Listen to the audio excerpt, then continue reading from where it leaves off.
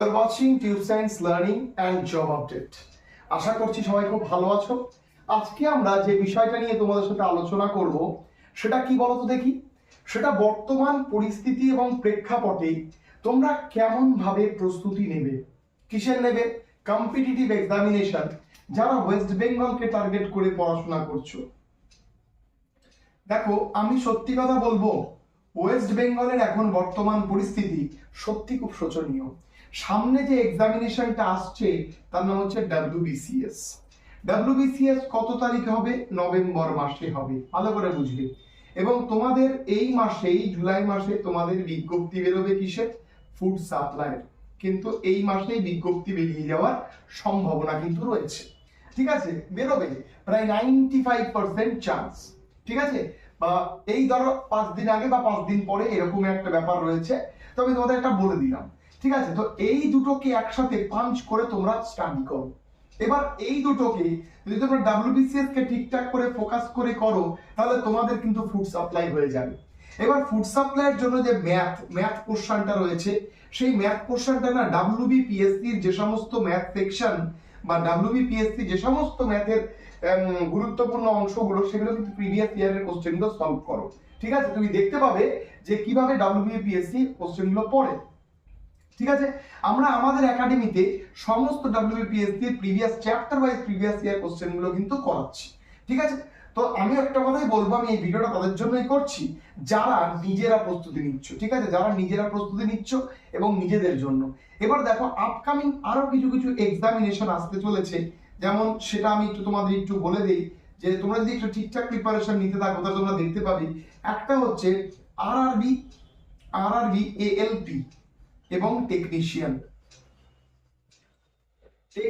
ভালো করে মাথায় রাখবে, RRB ALP এবং টেকনিশিয়ানের প্রায় 50K গোটা ইন্ডিয়াতে 50K মতো ভ্যাকেন্সি কিন্তু এই বছরের শেষেই তোমরা পাবে।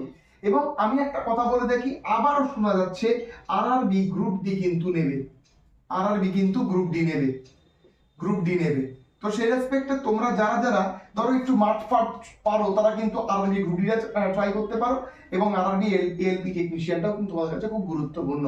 এবার দেখো, এই যে WBCS তে প্রিপারেশন যদি ঠিকঠাক করে নাও তাহলে তোমার কিন্তু সুবিধা হবে SSC MTS।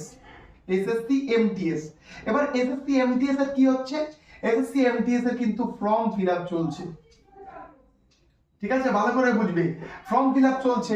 তো তুমি ফর্ম ফিল আপ কি করে করবে? তুমি দেখো, তুমি যে কোনো ওয়েবসাইটে গিয়ে ssc.nic.in তোমরা এই ওয়েবসাইটে গিয়ে SSC MTS এর ফর্মটা অবশ্যই ফিল আপ করো।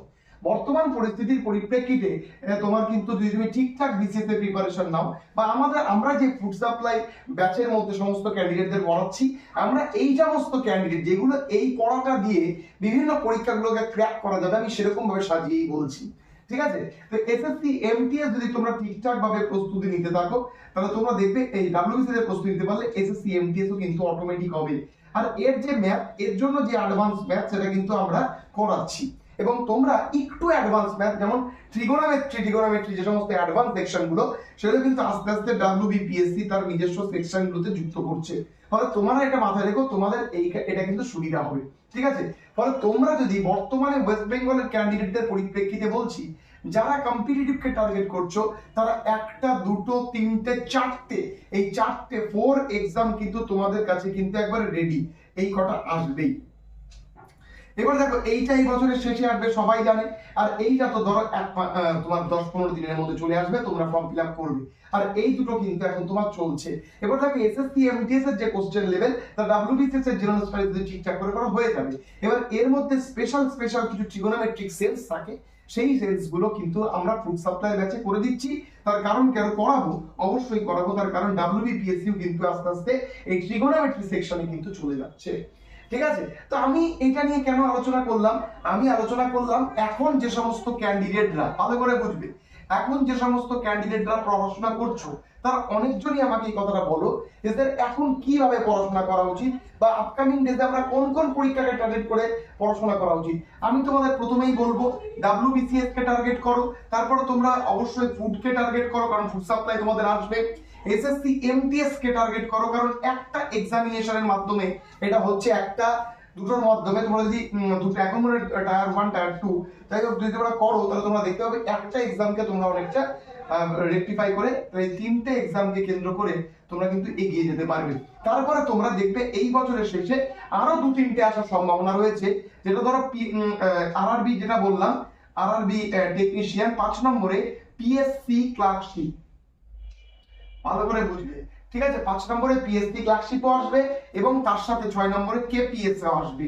এই বছরের শেষেই এগুলো আসবে, ফলে এগুলো নিয়ে এখনো মন্তব্য করার মতো পরিস্থিতি আসেনি। তোমরা এই কটা এক্সামকে টার্গেট করে পড়তে পারো। আর ডেফিনেটলি আমি এই কথাটা বলে দেই যে এসএসসি এমটিএস এর কিন্তু ফর্ম ফিল আপ চলছে, তোমরা ডেফিনেটলি কিন্তু ফর্মটা ফিল আপ করো, ঠিক আছে? মনে রাখবে একটা এক্সামিনেশন যখন দেবে, এর যখন 25টা প্রশ্ন তুমি করবে, তোমার মধ্যে কিন্তু একটা অ্যাবিলিটি তৈরি হবে এবং current affairs standard top quality, মানে তোমার যাতে যে একটা পরীক্ষার মধ্যে দিয়ে তুমি দেখো WBCS পড়ে WBCS এর ম্যাথ করে বা ট্রিগোনোমেট্রি নরমাল ভাবে শিখে তুমি এসএসসি জিএল দিতে পারবে না, ঠিক আছে? এসএসসি জিএল দিতে গেলে তোমাকে কিন্তু এসএসসি জিএল এর ম্যাথ সেকশন খুব ভালো করে দেখতে হবে, ঠিক আছে? কিন্তু এসএসসি এমটিএস পারবে, কারণ এসএসসি এমটিএস এর যে ম্যাথের সেকশনটা থাকে সেটা কিন্তু রেদার দেন ইজি, ভালো করে মাথায় রাখো। তো এই ছিল আজকের আলোচনা, আশা করি তোমাদের বোঝাতে পেরেছি। গুরুত্বপূর্ণ আলোচনা, এই স্ট্রাকচারে পড়াশোনাটা করো, দেখতে পাবে যে একটা ভালো তুমি ডিরেকশন পাবে। এবার অনেকজনই কি আছে এই ভোট এই ওই WBCS এর রেজাল্ট দেয় না, অ্যাঙ্কার দেয় না, তাই কি বলতে গেলে লক্ষ্যটাই হারিয়ে গেছে। আমরা as a teacher, as a educator, as a aspirant, আমার মনে হয়েছে যে এটা তোমাদের সামনে রাখা উচিত, কারণ অনেকজনই এই মেসেজটা করে যে এখন স্যার কি নিয়ে পড়াশোনা করবো, কম্পিটিটিভ ছেড়ে দেবো, তা কিন্তু নয়। এখন কম্পিটিটিভের ক্রাইসিস সিচুয়েশন চলছে।